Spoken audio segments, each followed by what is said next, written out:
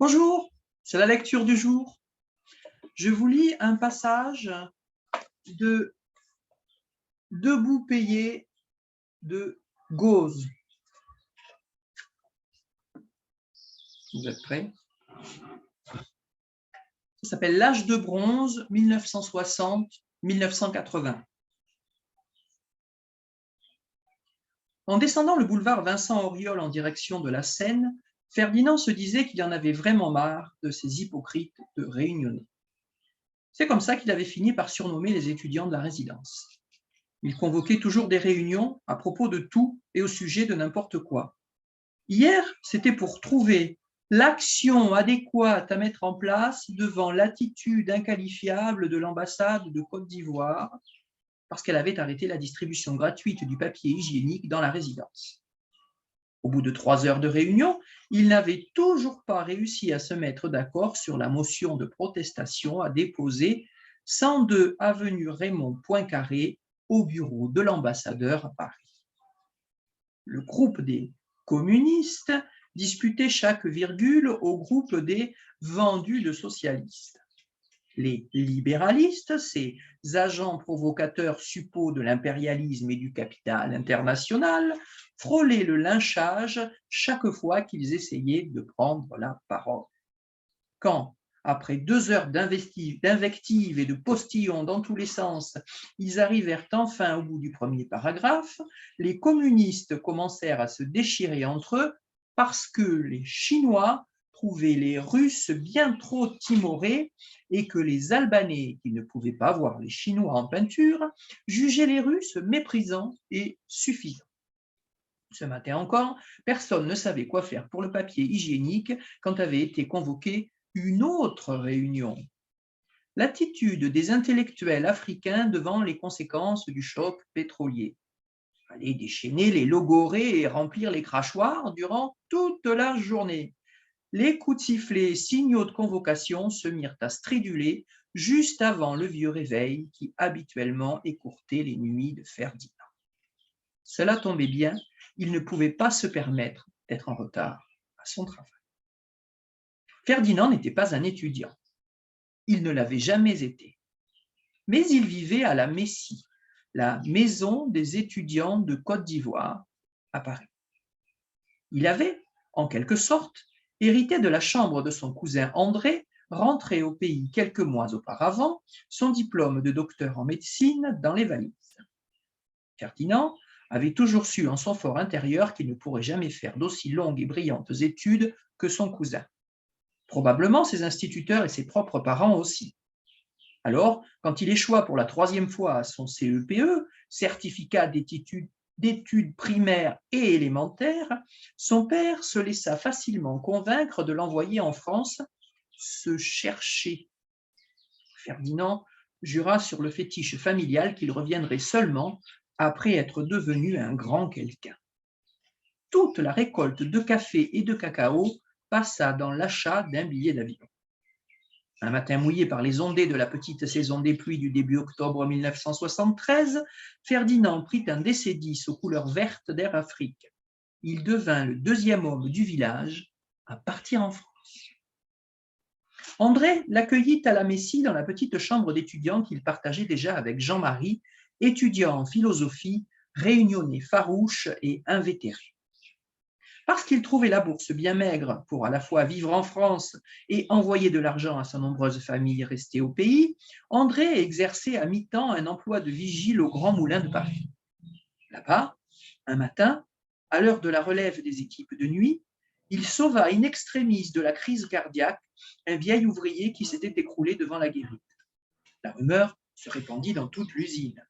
Le vigile noir, là, avait sauvé la vie de Pierre-Alain Jacquinot, alias Pierrot, le leader du tout-puissant syndicat de la CGT des Grands Moulins de Paris.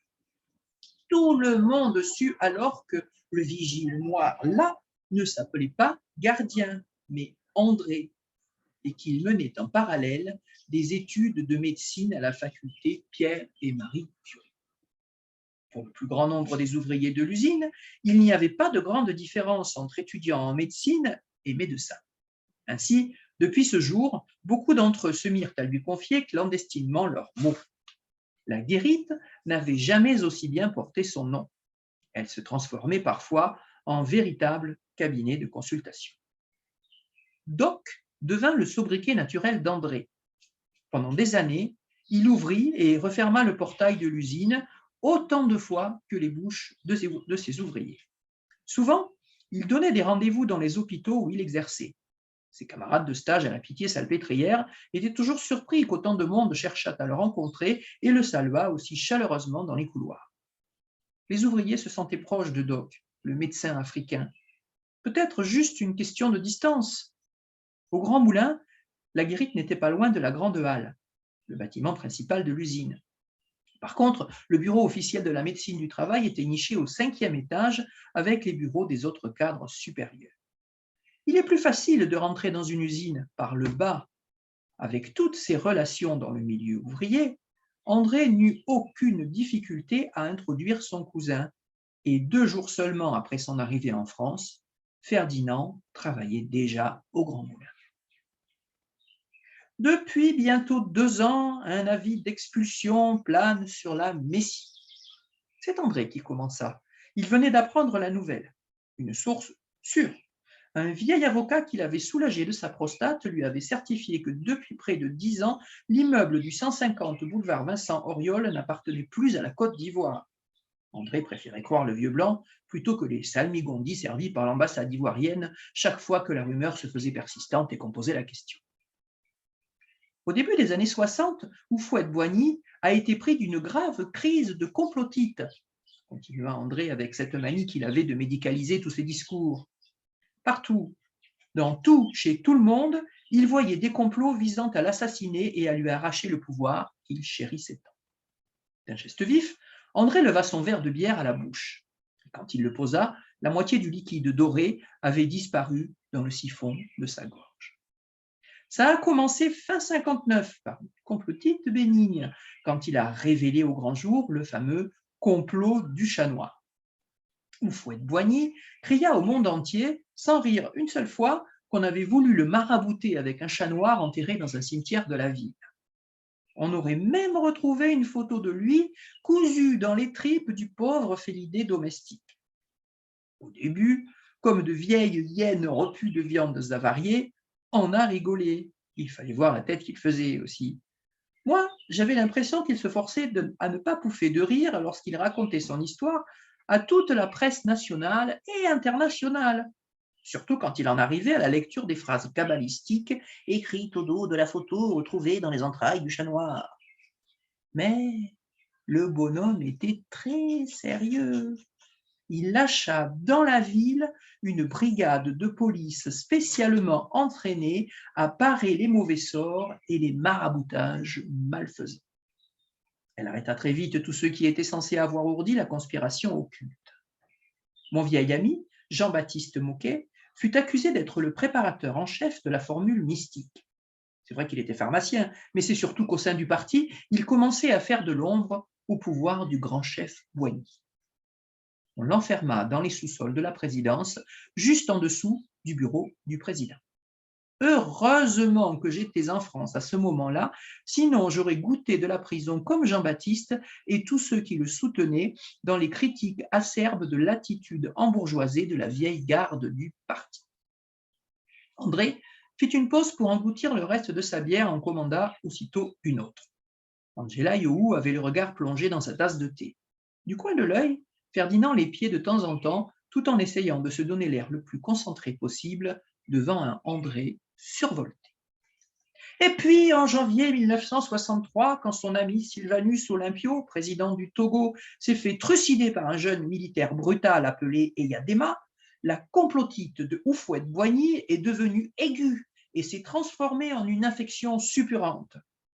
L'image du corps du pauvre Sylvanus en simple short étalé dans la cour de l'ambassade des États-Unis à Lomé, le torse nu, percé de multiples trous de balles, avait été un facteur traumatique aggravant. Quelques jours à peine après le drame togolais, Houphouët prétendit avoir déjoué le complot des jeunes. Conséquence, tout ce qui avait autour de 30 ans et qui était déjà un cadre prometteur du pays fut mis aux arrêts. Il les embastilla à Assabou, près de son village. Houphouët-Boigny s'y était fait construire une prison pour veiller personnellement, lui et sa vieille sœur Féité, sur ses ennemis enfin démasqués par son armada de fétiches, ses indices zélés et les nombreux conseillers militaires français qui le protégeaient. Au mois d'août de la même année, une révolution populaire surnommée les Trois Glorieuses chassa en 3 jours l'abbé Fulbert Youlou, prêtre défroqué et président autoritaire du Congo-Brazzaville. Dans l'Afrique indépendante d'à peine 3 ans, il y avait déjà eu des coups d'État militaires, mais c'était la première fois qu'un soulèvement populaire enlevait un des pères de l'indépendance. La rue mit au pouvoir Marien Ngouabi, un ancien compagnon de lutte du défroqué. Quand il eut écho de cette nouvelle, la complotite d'Houphouët-Boigny atteignit le stade de la gangrène. Cette fois-là, il s'inventa le complot des anciens. Une nouvelle fournée de cadres compétents et expérimentés, souvent ses propres camarades d'âge et de lutte, emplirent ces geôles privées d'Assabou. Ernest Boca, ex-président de la Cour suprême, y perdit la vie, pendu à la chasse d'eau des toilettes. Suicide, selon la police. Assassinat, selon les opposants. C'est pendant cette période que Houphouët-Boigny ordonna de vendre à un de ses amis, promoteur immobilier, l'immeuble du 150 boulevard Vincent Auriol. Pour lui, désormais, il n'y a plus d'étudiants ivoiriens à la Messie. Il considère ce lieu comme un repère de dangereux comploteurs, de communistes attardés et de pseudo-révolutionnaires aigris et embrigadés par les services secrets des pays de l'Est. Avec les deniers de l'État, c'est-à-dire ses propres deniers, ou ses propres deniers, c'est-à-dire les deniers de l'État, il n'est pas question que Louis, le grand Houphouët-Boigny, entretienne des agitateurs fainéants qui en veulent à son pouvoir. La Messie, c'est fini. Ils vont virer tout le monde. Même si parfois Ferdinand avait du mal à le suivre, il aimait beaucoup, comme son cousin lui parlait, comme un égal. Il en éprouvait de la fierté, et cela revigorait une confiance en lui-même qui n'était pas toujours très grande. Dans la résidence, seuls André et Angela lui parlaient comme cela. Les autres ne daignaient même pas lui répondre quand la curiosité lui prenait de poser des questions sur les incompréhensibles théories qu'ils échafaudaient à longueur de journée. Quand André finit son discours, Angela, dans un geste d'une troublante tendresse, prit les 2 mains de Ferdinand et, le fixant droit dans les yeux, elle lui parla de sa voix si passionnée et chaleureuse qu'il lui connaissait. « Ferdinand, tu vas rester seul ici. Je rentre à Abidjan dans le même avion qu'André. Je ne veux pas que mon enfant vienne au jour ici, loin des siens, loin de nos ancêtres. Je ne veux pas faire comme toutes les autres qui veulent que leur enfant naisse ici pour qu'à leur majorité, ils obtiennent un passeport français. Droit du sol. Ce sol-là, ils ne devraient en avoir rien à foutre quand leur sol à eux, le sol de leurs ancêtres, est aux mains de ces mêmes Français et de leurs valets africains. Après sa thèse, Ake nous suivra s'il veut. Moi, je m'en vais. Mais toi, je sais que tu veux rester ici. Et je trouve ça bien, parce que tu en as fait le choix, un choix de vie. Tu n'es pas un hypocrite comme les autres de la résidence. Tu es quelqu'un de bien. N'oublie jamais la nature profonde, ta nature africaine, ta nature courageuse et solidaire. Travaille dur, mets de l'argent de côté. Dès que tu auras suffisamment d'économies, quitte la Messie le plus tôt possible et fais venir ta fiancée, Odette. » Au bas du boulevard Vincent Auriol, l'immense hôpital de la Pitié-Salpêtrière se trouvait sur la gauche. Ferdinand admirait le courage qu'il avait fallu à son cousin André pour alterner entre la garde des malades et la garde des moulins. Il marchait lentement en se disant qu'il avait beaucoup de chance de ne pas être obligé de prendre le métro pour aller au Turpin. Ce n'était pas du tout naturel de s'enterrer pour se déplacer. Dans son village, les seuls hommes qui partaient sous terre étaient les morts et les mauvais esprits. Tchétchet Jéhi Lago Tapé, le père de tous les dieux, avait abandonné ce territoire à son méchant cousin Digbe Teti Gazoa, le maître des ténèbres. Toute son enfance, Ferdinand avait entendu des histoires terrifiantes sur Koudougou, le royaume des morts, le ventre purulent de la terre, l'antre diabolique de Gazoa. En proie à une crise de panique la première fois qu'il le prit, il ne pouvait pas s'empêcher de réprimer un fugitif frisson chaque fois que des escaliers le descendaient dans les entrailles du métro. Ferdinand goûtait donc particulièrement la balade à pied qui le menait à ses moulins. C'était toujours le même itinéraire. Ses pieds pouvaient faire le chemin tout seuls, pendant que sa tête se perdait dans les souvenirs et les réflexions. Se remémorant cette théâtrale mais émouvante scène d'au revoir, Ferdinand se dit que s'il avait été blanc, ce jour-là, ses joues seraient passées par toutes les nuances du rouge. André et Angela lui manquaient beaucoup. Merci. À demain.